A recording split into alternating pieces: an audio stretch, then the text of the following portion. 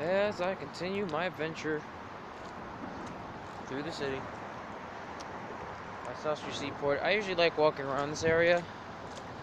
Um, Most notably, in certain cases, Chinatown or West Street. I don't know, there's something interesting about like the design of the place and everything else in between. Like it's just not. It just feels like as if it's not really part of New York. It feels like it's like another different time frame, which, rightfully so, um, speaks for itself.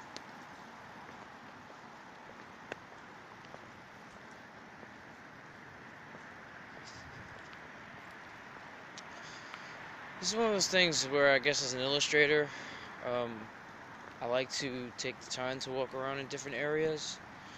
I mean, sometimes I'll stop by in different boroughs, but it's nice to get a look around the world around you and kind of see like what everything is. How does it make you feel? How much do you resonate with the said environment? And contemplating how small you are, not with just in this environment or in this city or in this state or in this country or in this world, but in this vast universe of positive things, negative things, and full of unknown futures and uncertainties. At the end of the day, we forget that everybody, in some form or way, while their life may not mean that much to the universe in one aspect, at the same time, it still is part of a grand overarching play of humanity trying to figure out which direction to go. And it's not that I don't think anyone thinks that often about it, but it's something I feel that humanity should constantly consider every time. And I think that every person should think about that, like what their lives mean, to the people around them. What do their lives mean to themselves?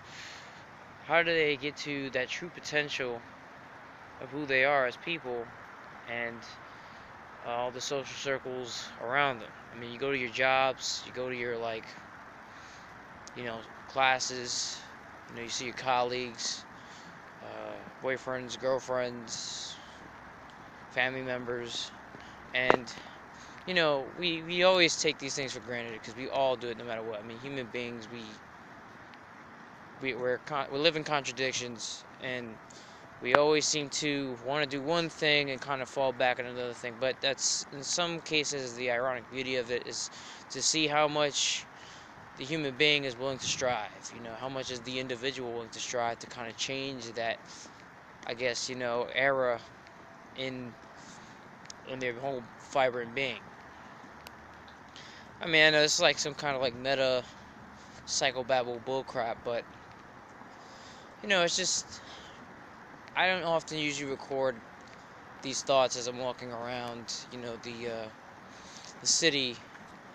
I'll have to give Rockwilk, my poet friend, that credit for shooting constantly, videos of him walking around the city and observing the environment. But I feel like it's nice to see, or at least be able to show people what you see, or how you see the world, and everything around it, while everyone else is all thinking about the glitz and the glam and all of these overarching advertisements and all that stuff.